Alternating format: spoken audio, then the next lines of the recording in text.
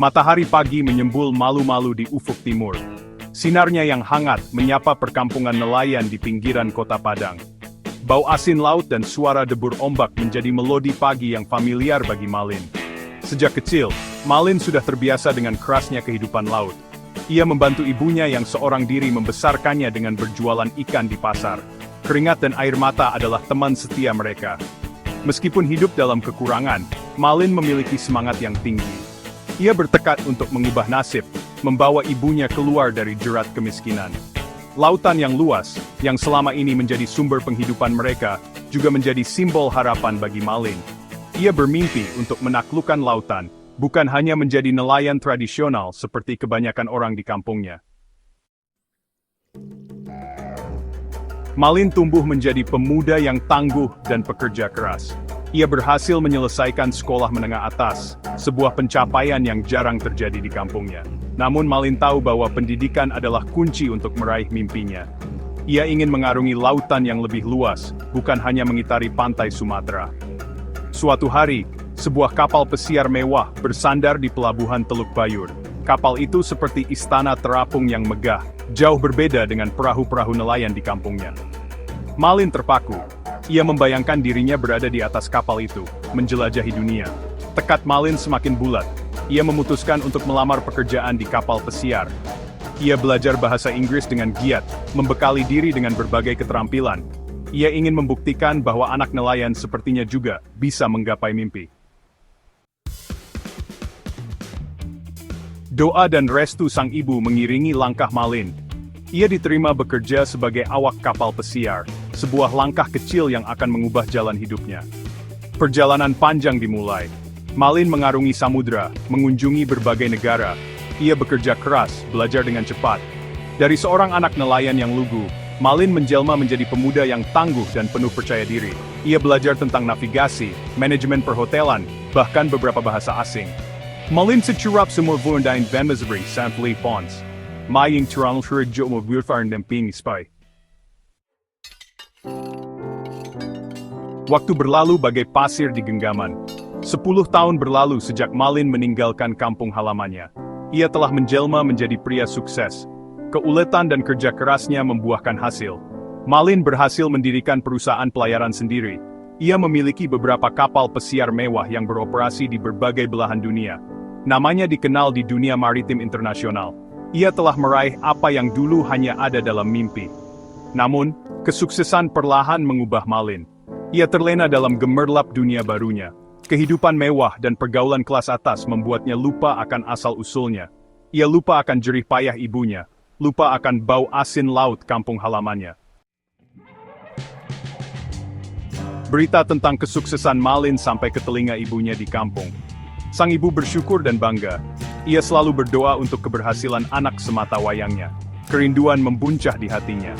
Ia ingin bertemu Malin, ingin memeluk buah hatinya yang telah lama pergi. Suatu hari, Malin mengumumkan kepulangannya ke Padang. Ia akan meresmikan kantor cabang perusahaannya di sana. Kedatangan Malin disambut meriah. Ia kembali bukan lagi sebagai anak nelayan miskin, melainkan pengusaha sukses yang dihormati. Di tengah hiruk-pikuk penyambutan, seorang wanita tua dengan pakaian lusuh berjalan tertatih-tatih mendekati Malin. Matanya berbinar haru. Ia ingin memeluk anaknya, melepas rindu yang sudah bertahun-tahun terpendam. Malin anakku, lirih wanita tua itu. Air matanya menetes di pipi keriputnya. Malin terkejut. Ia menatap wanita tua itu dengan pandangan jijik.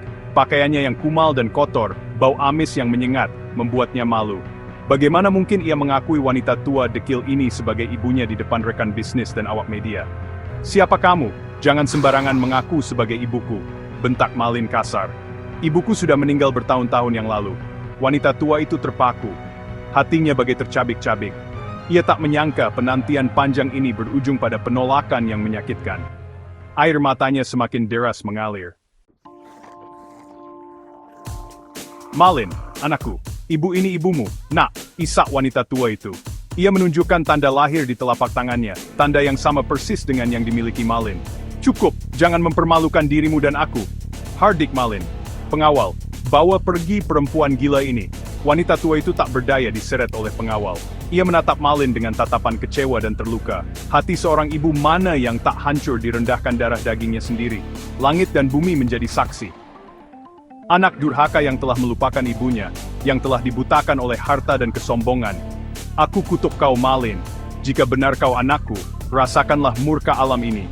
Teriak wanita tua itu dengan suara bergetar. Langit yang tadinya cerah tiba-tiba gelap tertutup awan hitam. Angin bertiup kencang, menggulung ombak lautan. Petir menyambar-nyambar, mengiringi kutukan pilu seorang ibu yang tersakiti. Badai datang dengan cepat dan dahsyat. Ombak setinggi gunung mengamuk, menghantam kapal-kapal di pelabuhan. Orang-orang berlarian panik menyelamatkan diri. Di tengah kepanikan itu, Malin berdiri mematung. Kata-kata ibunya terus terngiang di telinganya. Penyesalan mulai menggerogoti hatinya. Mungkinkah badai ini adalah jawaban atas kutukan ibunya? Kapal pesiar milik Malin, yang selama ini menjadi simbol kesuksesannya, tak luput dari amukan badai. Kapal itu terombang-ambing tak berdaya dihantam ombak ganas. Tiang-tiang kokoh patah, lambung kapal retak. Malin panik. Ia tak menyangka kesombongannya berujung pada petaka seperti ini. Ia meneriakkan perintah kepada awak kapalnya, tetapi badai menelan suaranya. Kapal itu karam. Malin terlempar ke laut. Ia berjuang keras untuk tetap mengapung di tengah amukan ombak. Petir menyambar-nyambar di sekelilingnya, menerangi wajahnya yang pucat pasi. Di saat-saat terakhirnya, bayangan ibunya muncul di benaknya. Wajah teduh yang selalu memancarkan kasih sayang, tangan keriput yang tak pernah lelah bekerja untuknya. Penyesalan yang teramat dalam menghancurkan hatinya. Badai mereda secepat datangnya. Langit kembali cerah, menyisakan kepingan kapal dan puing-puing di permukaan laut. Dari Malin dan kapal-kapalnya, tak tersisa jejak. Ia lenyap di telan lautan, lautan yang dulu menjadi sumber mimpinya. Kisah Malin menjadi pelajaran bagi semua orang, bahwa kesombongan dan melupakan asal-usul adalah awal dari kehancuran. Bahwa kasih sayang seorang ibu adalah harta yang paling berharga, yang tak tergantikan oleh harta dunia manapun.